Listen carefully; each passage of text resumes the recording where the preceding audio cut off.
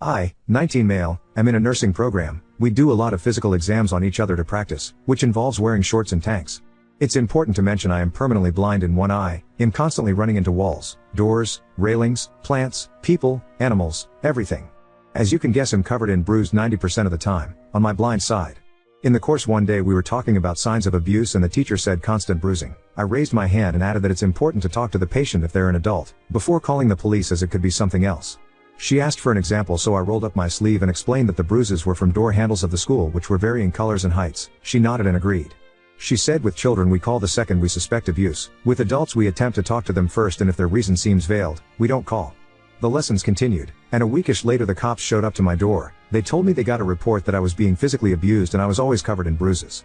I told them about my disability. They checked my home, talked to my family, saw no further signs, and I asked questions next. They got my address from the university because they take abuse seriously here, and when they talked to the university about me, the university was very concerned and just wanted to help me. After the police left, I talked to some people at the university, including a psychologist, just so they could be sure I had no mental signs of abuse. Then life went on. Well, I was still coming in the bruises every day, and one of my classmates came up to me. She told me our classmate Kay was telling people she was thinking about calling the police again because I'm still covered in bruises. I got my classmate's report written down, alongside a few others, and waited. Sure enough, police showed up again. Same song and dance, but this time I told the university that Kay was using the police to harass me and I wanted something done about it. The university decided the best course of action was to move her from my labs to the other one so she couldn't see whether I was bruised or not. She's now told me I'm an asshole and that she was just trying to help me, and I didn't need to mess up her whole university schedule. Update 1. I'm blind in one eye. I run into random stuff if I'm not paying enough attention. I'm covered in various bruises. Showed this during class while talking about abuse and how we have to talk to adults before calling. Girl decided to call the cops on me twice, claiming I'm abused, resulting in me forced to go to counseling, talk to therapists, police, act until everyone was assured I wasn't abused. So anyways, it's been a bit since that post and I have big updates on her. I called her Kay in the other story, so let's stick with that. So anyways, I had previously gotten her removed from my labs. We still shared class, not lab. I figured everything was fine now and she'd leave me alone, but I was wrong. Not only was she spreading rumors that I was abused, but she called the cops again. Apparently more than once, as the other 2 times the cops said they had a report of abuse. This time they said reports. When I asked how many reports, they said that it was multiple people. So I don't know if others in class called or she had her family do so. I just don't know. They couldn't tell me who called due to privacy when it comes to reporting, to try and make sure abusers don't attack the reporters.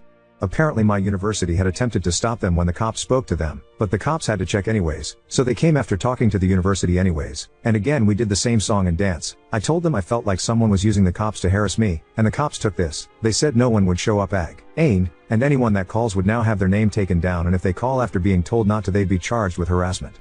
Well, that was about a week ago, and someone continued calling, tried to claim a different name, didn't realize they record phone numbers as well. So Therese, your update on Kay. She called again, and again, and again, until it got her charged with harassment as well as misuse of police resources. Not certain what's gonna happen going forward or if he'll be called to testify. I'm not certain what's happening, but I haven't seen her since I was informed that she's still called, which I found out from another classmate. Update 2. So, I made my last post only 3 days ago and shit kinda went down. Now, I need to explain that quite a bit of this is secondhand, because I luckily avoided the crazies. So basically, Kay does not know where I live, knows the general town, but nothing else. I did invite one girl in our class to my house to work on a project. She was the only person other than the university that knows where I live.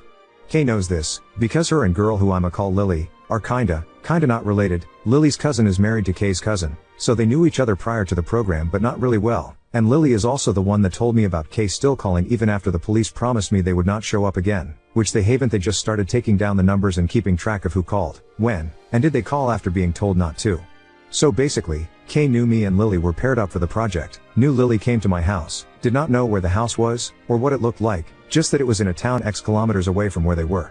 They also knew the town name via Lily's mom, so I got warned by Lily that Kay's mom was going to try to find me to get me to drop Kay's charges. I'm not the one charging her, the police are. I have not pressed any charges despite some people saying I should get a restraining order. Lily warned me, and I hid in my house and did not leave until Lily told me that Kay's mom had returned home. Kay's mom then proceeded to harass Lily in an attempt to get Lily to give Kay's mom my address so she could knock on my door instead of driving around aimlessly hoping to spot me. Lily refused, and deleted all texts between me and her to ensure that even if Kay's mom stole her phone, and somehow got past the password, that she would never get my address. Lily then informed the university of the situation, and had proof via texts, that the university had her print off and give to them, and the police, the university security are now watching for Kay's mom's car, and Kay's mom, security is informed that if and when I'm at school they are to escort me to and from my car is also to be parked near cameras, by order of the university, until the situation dies down. Luckily I'm at clinicals and not anywhere near the university. Kay was kicked out before clinicals so has no idea which clinics the students are at, or which I'm at. Had she stayed in longer she'd have a literal list posted to the class page, about where I'm at, and where in the building I'm at. Kay's family apparently was informed by the police that any attempts to contact me would be harassment, so says Lily, can't guarantee, but yeah. I kinda don't know how to feel. The next time I have to go to the uni is for exams in like 3 weeks, so hopefully Kay's family doesn't hold on to this that long. Until then I'm safe in a building filled with security, locked doors, and places to run. The placement was also informed about this situation and with pictures from Lily, who's at a different placement, are watching for Kay's family, and has banned them from the premise in advance. So yeah, if this goes no further I won't update anymore, but if it gets worse I guess I'll update after my exams and the HESI. Wish me luck because I'm gonna try to not stress too much about the why situation and focus on my finals and HESI, instead of that, but don't know how that'll go. Hope y'all are enjoying my mild suffering and it entertains you if only a bit, so that some good can come from this situation I can't believe I'm in right now. So, yeah, thanks again for the words of encouragement and kindness, you showed me during this insanity, and wish Lily some luck as she's being bombarded by her family to give Kay's mom my address, phone number, and doing her best to hold out on this, and making sure her phone is never out of her sight on the off chance she leaves it open. Update 3. Hey, so we'll start with the good before the bad. I passed all my exams and am continuing moving through the nursing program. On to the crazy. I finished the exams a few days ago, and was called into a meeting. I was not informed what the meeting was about. I got there, it was the dean, my professors, and the head of the nursing program. I was confused and a little scared because they all looked so serious. Instantly one of my professors told me not to worry, that they don't believe the accusations but need to talk to me about it. I asked her what accusation, and she informed me they had gotten a tip that I was cheating on all my exams.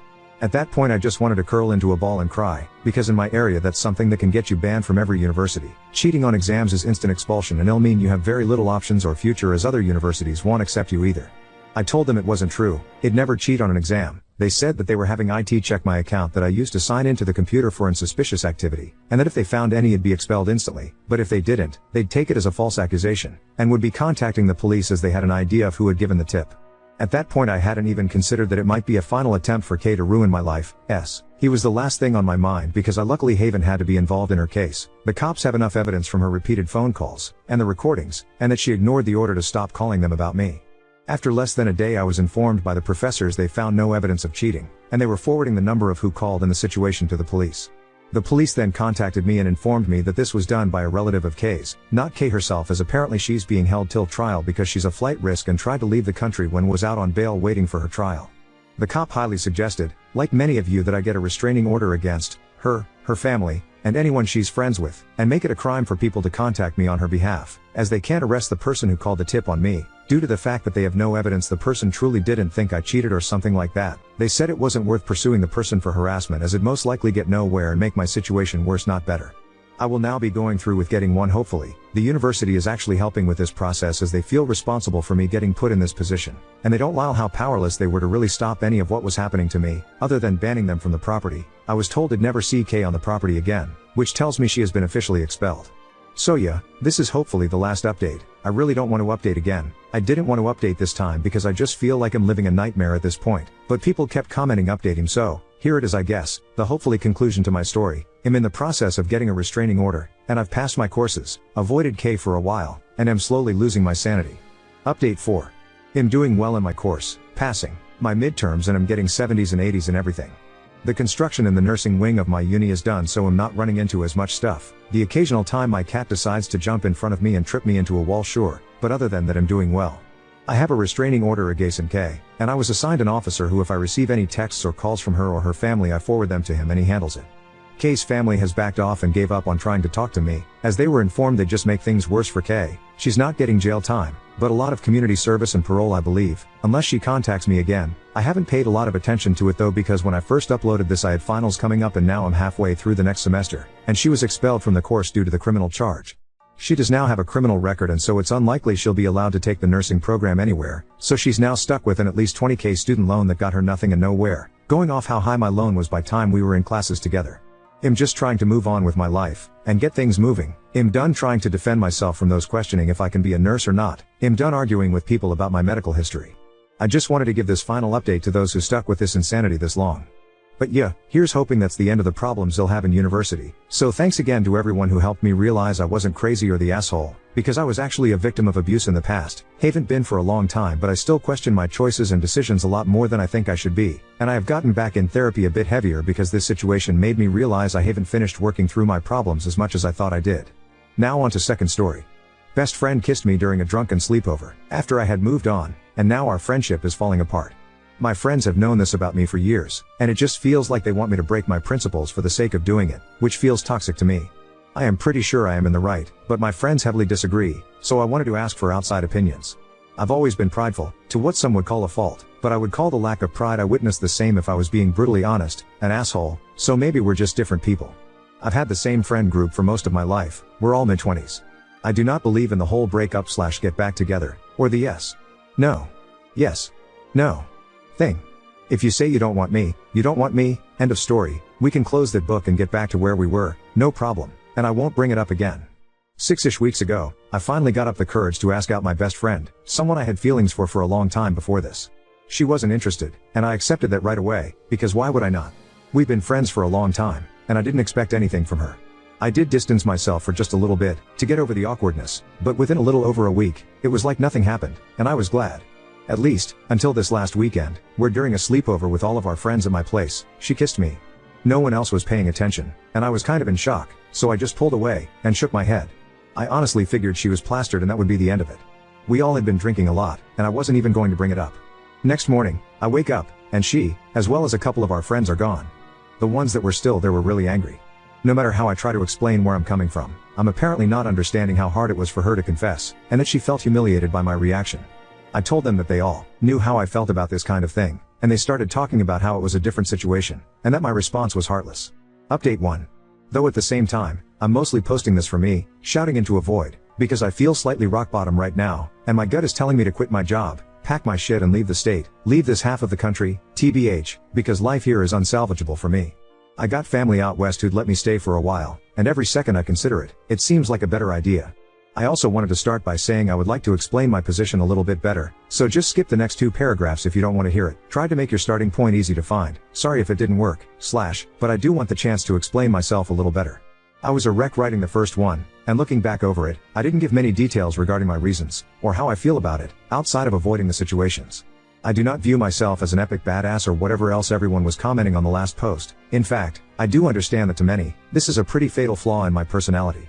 I have accepted that for a lot of people, that opinion is one that cuts off the possibility of friendship. It sucks, but I also don't want to change myself or force myself into uncomfortable situations, just because people don't like a part of me. I am very accepting of others' views on the situation, and completely agree that my own can seem rigid. I don't blame people for disagreeing.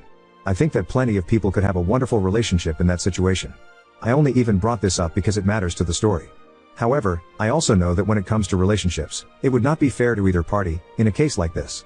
I know for a fact I would never fully know that I wasn't a backup option, or that they aren't just saying yes because it's convenient now. I don't want those kinds of thoughts in my head, and I don't want to constantly feel like I have to prove I am worth it in a relationship. I have more pride, or maybe as others have said, self-respect is better wording. It isn't meant as a gotcha, or to punish the other person in any way. It's because even if I still have romantic feelings, I genuinely don't think the relationship is a good idea anymore. Anyway, for the actual update. After almost a full week of radio silence, she replied to my texts and asked if we could meet and talk. I asked where she wanted to meet, and she said my place, I assume for privacy, which is cool. I know a lot of people were talking about her trying to set me up for crimes and stuff, but I'm not really worried about that, from her. I just don't think she would. She isn't vindictive. So when she got here, and we sat down, I pretty much just told her that I was so confused about everything that I didn't even know what to make of all that happened, and I asked her to tell me what happened from her point of view. There were 2 differences between her version, and my version that I picked up on, which may well have been accurate. I was plastered and they aren't huge differences, but at the same time, I can see how it would be embarrassing. She claims that after I pulled away I made a face like I was grossed out. Afterward she said I shifted to be leaning away from her, for the rest of the movie, and it just made it worse. I don't remember either of them, but again drunk. Not gonna deny it, I have little control over my face when I smoke or drink, and I absolutely could have made a face without realizing it, just out of shock. I apologized for that and assured her I wasn't disgusted, just shocked as hell, and also assuming it was a drunk mistake kind of thing. Hell, We've all done stupid shit drunk, no big deal. It was only the next morning when I was bum rushed with accusations before I even got a morning piss that I was told it was Ian to be any kind of hint or whatever. She did look really embarrassed at that point and told me she hadn't thought about it that way, and just thought it would be more simple than everything else. I decided, against my better judgment, to ask the question everyone here told me I needed to ask. Why did she actually reject me at first, and what caused her to change her mind? That's when things got really uncomfortable, and I could tell she didn't want to tell me, but eventually, she did. Apparently, her parents are more bigoted than she or anyone else led me to believe, so in her own words, telling them we were in a relationship wouldn't be worth it, since I came out. I am NB, and she said they haven't liked me since then but stay civil for her sake. Meaning that they would just trash talk me whenever I left. Which is really frustrating and embarrassing, considering all I've done for that fucking family over the years. She was scared that dating would push them too far, and they'd cut her off from their lives. She said that she'd hoped maybe we could try dating on DL, and if things got serious enough then she could. I pretty much just told her I had a lot to think about and asked her if I could have some time. She agreed and left, and I don't know if I'm more furious, or embarrassed, or hurt. Why didn't she tell me before now they were saying that kind of shit about me? What kind of friend does that?